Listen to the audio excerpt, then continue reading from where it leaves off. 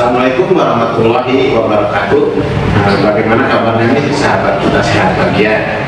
Alhamdulillah, mudah-mudahan sehat semua ya. Alhamdulillah, hari ini kita akan menjelaskan atau menerangkan alat buat sunat ya. Semua hal tentang persunatan. Oh ya nih, bagi sahabat kita sehat bahagia, jangan lupa ya untuk menikmati madu kita sehat bahagia untuk kesehatan kita semua. Nah, hari ini nih, alhamdulillah, hari ini kita sudah kedatangan Dokter Yani yang sudah berkecimpung di dunia persunatan itu kurang lebih 20 tahun. Dan alhamdulillah Dokter Yani ini sudah membuka klinik, yaitu letaknya pada Sukat, Cimahi. Alamat lengkapnya mungkin nanti kita tuliskan di deskripsi ya. Langsung kita mulai saja ya. Bismillah. Assalamualaikum Dok. Waalaikumsalam warahmatullahi wabarakatuh. Alhamdulillah Dok, gimana juga Dok kabarnya? Sehat. Terima kasih Dok, sudah menyempatkan waktunya untuk berbagi ilmu nih ke teman-teman di teman-teman sehat bahagia di channel kita sehat bahagia. Ngomongin soal sunat Dok, sunat itu wajib kan? Sunat dari istilahnya sendiri secara medis adalah membuang kulit atau metodium untuk laki-laki ya. Dan dalam ajaran Islam untuk laki-laki yang sudah akil balik itu hukumnya wajib. Jadi sahabat kita sehat bahagia, sunat itu wajib ya, jangan sampai terlewatkan ya, karena itu adalah ajaran Rasulullah. Kemudian manfaatnya apa saja sih Dok untuk laki-laki di sunat itu?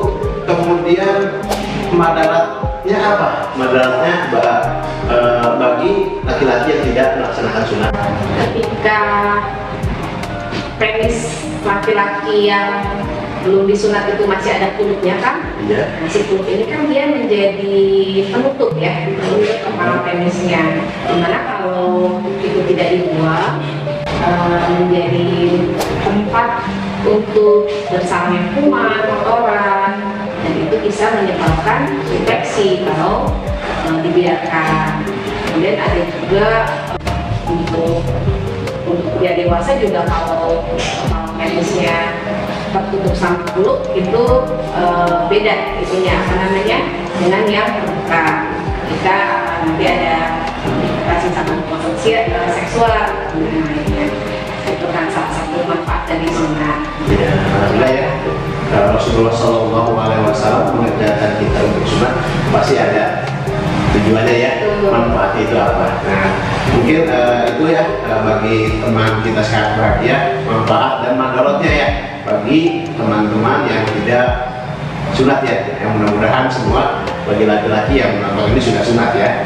Kemudian ini Dok, sunat itu kan banyak ya metodenya. Nah, metode sunat itu dari metode itu ada kekurangan dan kelebihannya. Apa saja sih Dok? Ya, jadi karena sunat ini sudah sejak zaman Nabi Ibrahim ya Pak ya, sejak Nabi Ibrahim, terus kan ke syariat yang Rasulullah sampai sekarang. Jadi metodenya pun dari dulu sampai sekarang udah banyak perkembangannya. Mungkin dulu masih teknik konvensional yang dulu zaman Nabi Ibrahim masih dengan kampak dan itu tidak ada anestesi segala macam. Kebayang kan ya, sakitnya Nabi Ibrahim walaupun kebayang itu nyerinya atau gimana tetap dilaksanakan. Dan sekarang sudah banyak sekali kemudahan-kemudahan dan saat ini juga metode juga sudah banyak berkembang. Di antaranya ya tadi selain konvensional yang menggunakan gunting, kemudian dijahit, kemudian ada juga metode place counter. Saya lihatin ya kayak alatnya ya. Nah, ini contoh place counter. Jadi ketika pasien anak laki-laki kegiatan, insya Allah minimal pendarahannya. Karena fungsi dari place counter ini dia memotong sambil menutup pembuluh darah. Jadi ini cara kerjanya. Dia ada aliran listrik yang membuat filamennya menjadi agak panas, jadi bisa memotong sekaligus menutup pembuluh darah. Jadi tidak seperti metode konvensional yang untuk darah-darah gitu ya. Jadi pengerjaannya pun insya Allah lebih cepat kalau metode counter ini. Kemudian ada lagi metode klem. Nah ini beberapa contoh klem. Jadi ini yang namanya Gonco klem. Sebetulnya ini udah lama, dari 1935 itu sudah dipakai pada tahun 1935. Dan ini kalau klem itu dia metode dengan jepitan. Jadi nanti kulupnya dijepit kemudian dipotong gitu. Dan sekarang sudah dikembangkan ada Miss klem, ada Smart klem, ada Mardian klem. Nah yang terbaru adalah Tekno klem. Nah metode klem ini dulu sebelum ada metode lem dia dipasang selama 5 hari. Selama 5 hari di penis Anda, setelah 5 hari kita lepas. Nah keuntungannya metode klem ini, klem yang dibawa pulang ini dia boleh langsung kena air, boleh berendam, boleh berenang. Tapi nanti hari kelima ini harus dilepas dan kembali ke klinik untuk pelepasan klemnya itu sendiri. Kemudian berkembang lagi metode lem. Metode lem ini kita pasangkan dulu klem, bisa metode klem yang stainless ataupun klem yang seperti ini yang dari plastik polikarbonat kita pasang, kemudian langsung kita potong dengan suatu alat tertentu namanya extrude, langsung dilepas lalu kita beri lem. Lem untuk medis ini, lem yang aman untuk kulit. Jadi luka hitanya akan tertusuk oleh lem, jadi boleh langsung kena air. Jadi gitu kan. Sekarang alhamdulillah teknologi makin maju sehingga anak orang tua bisa lebih nyaman dalam melaksanakan jepitan. Ya, alhamdulillah ya dok ya. Bagi sahabat saja, kita sehat ya. Bagi orang tua jangan khawatir ya. Karena kalau dulu ya dok ya, kita ini kalau zaman dulu saya sendiri waktu di Sungai itu beberapa hari baru bisa pak. Karena kalau sekarang kan sehari 2 hari udah bisa lari ya dok ya. Iya. Ya itu. Jadi untuk masalah hitam, untuk metode untuk manajemen jadinya pun sekarang sudah banyak berkembang. Obat-obat anestesi sudah lebih variatif, ada yang sampai 3 sampai 6 jam atau lebih juga ada. Jadi nanti tergantung permintaan orang tua mau pakai yang mana, itu bisa ditawarkan. Alatnya juga kalau yang dulu konvensional pakai jarum, sekarang udah ada yang namanya needle free injection. Nah ini contoh alatnya kan, jadi nanti obatnya dimasukin ke nozzle, lalu disambungkan ke alat ini, lalu seperti disemprotkan dengan tekanan. Jadi sensasinya mungkin seperti keceprat atau kesentil aja. Biasanya anak lebih, untuk terutama anak-anak yang takut sama jarum suntikan. Kalau anak-anak trauma, tahu jarum suntik dia nggak mau disunat, kita tawarkan anestesinya dengan menggunakan alat ini. Oh iya. Jadi sebagai orang tua, bagi anak-anak. Jadi yang khawatir ya, insya Allah banyak metode bagaimana sesuai dengan kondisi ya dok ya. Iya betul. Biasanya nanti orang tua kita kasih edukasi dulu, kita terangkan dulu semua metode, kelebihan kekurangannya apa. Nanti orang tua yang memilih. Kemudian nih waktu yang tepat untuk sunat itu kapan dok? Sebetulnya kita itu bisa dilaksanakan pada usia berapapun ya.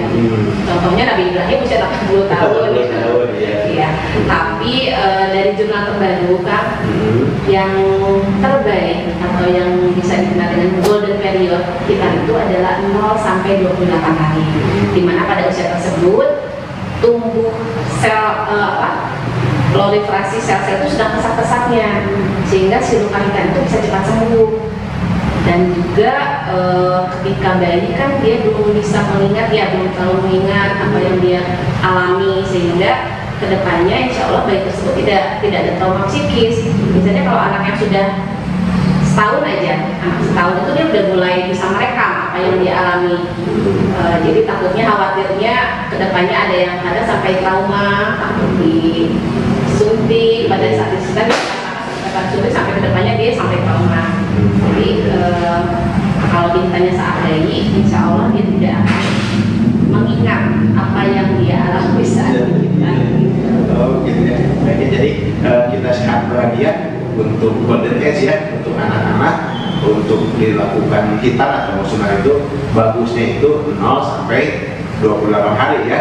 Nah, jadi jangan ditunda-tunda ya dok ya, sampai usia 10 tahun baru disunat. Jadi lebih cepat lebih baik. Lebih cepat lebih baik. Apalagi kalau anak tersebut sudah ada gangguan, misalkan lubang pipisnya kecil, timosis, kadang bisa menyebabkan infeksi atau peradangan di kepala penisnya. Nah kalau udah terjadi gangguan, mau nggak mau harus cepat kalau itu. Iya.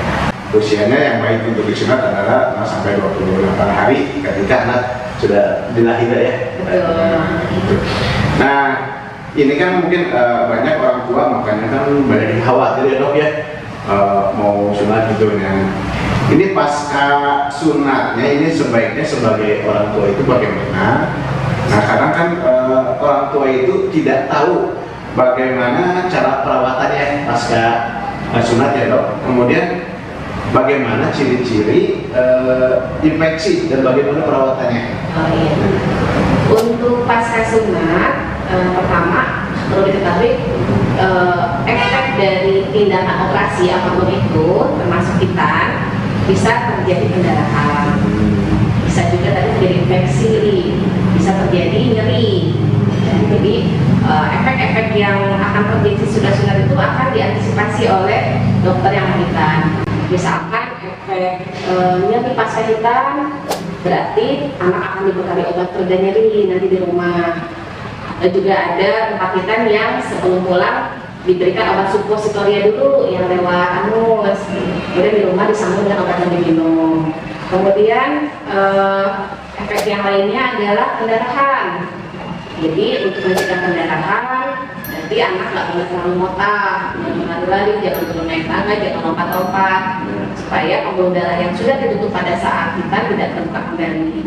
Kemudian mungkin bisa terjadi infeksi, sehingga dokter akan membekali anak dengan antibiotik yang harus diminum teratur sampai habis. Itu ya, mungkin itu persiapan orang tua. Mungkin kalau ke dokter nanti akan diedukasi ya dok ya. Betul, pastinya akan diedukasi dulu, teman persiapan sebelum, nanti pelaksanaan hitanya seperti apa, sampai nanti setelah di rumah perawatannya seperti apa. Ya, kita sudah tanya jawab bersama dokter Yana. Semoga pertanyaan dan jawabannya ini bisa mewakili keinginan tahuan para sahabat kita sahabat bahagia untuk mempersiapkan anaknya untuk bersunat ya.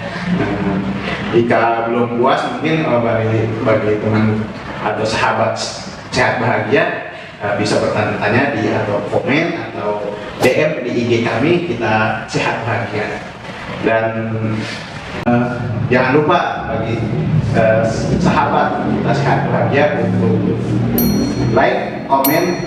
Jika ada topik-topik yang lain yang ingin kita bahas, subscribe ya, supaya kita bisa update terus info dari kita, dan share supaya teman-teman kita ini yang lain bisa merasakan manfaat yang sama.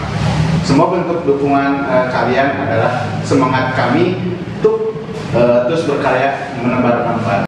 Sekian dari saya. Assalamualaikum warahmatullahi wabarakatuh.